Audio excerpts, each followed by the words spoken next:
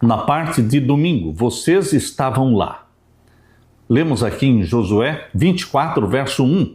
Depois Josué reuniu todas as tribos de Israel em Siquém e chamou os anciãos de Israel, os seus chefes, os seus juízes e os seus oficiais, e eles se apresentaram diante de Deus, ali em Siquém. Siquém foi o lugar em que Abraão havia construído um altar quando chegou àquela terra e onde Deus lhe deu a promessa da terra prometida pela primeira vez, como diz ali em Gênesis capítulo 12, versos 6 e 7. Foi em Siquém que Deus deu pela primeira vez a promessa de bênção sobre Abraão. Agora, depois das promessas feitas a Abraão terem se cumprido, Israel estava agora renovando a aliança com Deus no mesmo lugar, em Siquém, mesmo lugar em que a primeira promessa tinha sido feita lá no início. O apelo de Josué relembra as palavras de Jacó: joguem fora os deuses estranhos que há no meio de vocês. Josué 24, 23. Deuses estranhos ainda existiam. Sempre existiram deuses estranhos no meio do povo de Deus. E hoje, será que dentro da sua casa, na sua sala, no seu quarto, será que dentro do seu lar existem deuses estranhos sendo adorados disfarçadamente? A geografia do evento por si só transmitia o chamado para demonstrar lealdade total ao Senhor, rejeitando todos os outros deuses. Abra sua Bíblia e vamos ler então Josué 24 e os versos 2 até o verso 13. Então Josué disse a todo o povo: assim diz o Senhor, Deus de Israel, antigamente os pais de vocês, incluindo Terá, pai de Abraão e de Naor, viviam do outro lado do Eufrates e serviam outros deuses. Interessante que Terá, com a sua família, serviam outros deuses. Deus chamou não Terá, Deus chamou Abraão. E a princípio Terá saiu de Ur dos Caldeus juntamente com Abraão, mas Terá permaneceu em Harã e ali ele morreu. E então Abraão seguiu o caminho, atendendo o chamado de Deus para uma terra que ele não conhecia. Queridos, eu, porém, diz o verso 3, eu, porém, trouxe Abraão, o pai de vocês, do outro lado do rio, e o fiz percorrer toda a terra de Canaã. Também multipliquei a descendência dele e lhe dei Isaque. A Isaque dei Jacó e Esaú. A Esaú dei como propriedade as montanhas de Seir, mas Jacó e seus filhos desceram para o Egito. Então enviei Moisés e Arão e castiguei o Egito com o que fiz ali, e depois tirei vocês de lá. Quando tirei os seus pais do Egito, vocês chegaram até o mar. Os egípcios perseguiram os pais de vocês com carros de guerra e cavaleiros até o Mar Vermelho. Os pais de vocês clamaram e o Senhor pôs escuridão entre vocês e os egípcios, e trouxe o mar sobre eles, e o mar os cobriu. Vocês viram com seus próprios olhos o que eu fiz no Egito. Depois vocês viveram no deserto por muito tempo. Daí eu os trouxe à terra dos amorreus que moravam do outro lado do Jordão.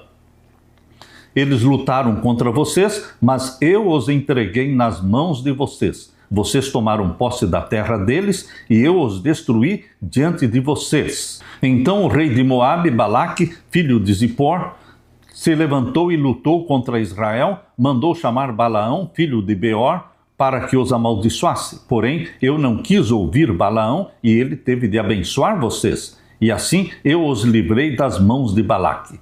Vocês atravessaram o Jordão e chegaram a Jericó. Os moradores de Jericó lutaram contra vocês e o mesmo fizeram também os amorreus, os ferezeus, os cananeus, os heteus, os girgazeus, os heveus e os jebuseus. Porém, eu os entreguei nas mãos de vocês. Enviei vespões adiante de vocês, que os expulsaram de diante de vocês, bem como os 2 reis dos amorreus. E não foram as espadas nem os arcos de vocês que fizeram isso. Eu lhes dei uma terra em que vocês não trabalharam, e cidades que vocês não haviam construído. Vocês estão vivendo nessas cidades e comem das vinhas e dos olivais que não plantaram. está muito claro. Aqui a ênfase de Deus é: eu fiz isso, eu fiz aquilo, eu os trouxe até esta terra, eu expulsei os inimigos, eu dei para vocês a terra, eu lutei as batalhas de vocês. Queridos, a mensagem de Deus é que Ele fez tudo. Deus tomou todas as providências. Essa é a ideia que permanece aqui em Josué 24, versos 12 a 13. Deus é o principal agente das ações do passado. Eu tomei, diz Deus, eu dei, eu enviei, eu atormentei, eu fiz, eu te tirei, eu te livrei. Israel não era o protagonista da narrativa, foi Deus que havia criado Israel. Se Deus não tivesse intervindo na vida de Abraão, eles estariam servindo os mesmos ídolos. A existência de Israel como nação não era mérito de nenhum dos seus ancestrais, mas obra exclusiva da graça de Deus. O fato de os israelitas serem estabelecidos na terra prometida não era motivo para se vangloriarem, mas a própria razão pela qual deveriam servir a Deus. Eles eram produto da vontade de Deus. Josué estava procurando mostrar o que Moisés já havia afirmado em Deuteronômio 5, verso 3, que o Senhor não havia feito aliança apenas com os antepassados, mas com todas as pessoas que estavam presentes no momento do discurso de Josué.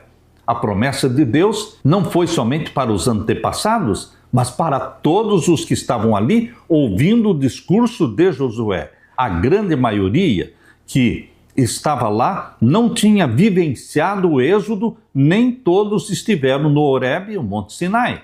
No entanto, Josué disse que todos eles estiveram lá. Por quê? Estiveram lá através dos seus pais. Em resumo, as lições do passado devem ser apropriadas pelas novas gerações. O Deus que atuou em favor dos antepassados, no passado, está pronto para agir em favor da geração atual. Hoje, você e eu somos a geração atual. Tudo que Deus fez e falou para os nossos antepassados vale também para você e para mim. Deus é quem atuou na vida deles, Deus é quem fez tudo. Nós também hoje. A nossa salvação é uma obra completa de Deus. Não é que Deus começa a obra da salvação na sua vida e você termina. Não, Deus inicia e Deus completa aquilo que Ele começou. Nós somos salvos pela fé e pela graça do começo ao fim. A justificação é pela graça, a santificação também é pela graça e a glorificação também será pela graça do nosso Senhor Jesus Cristo. Aleluia!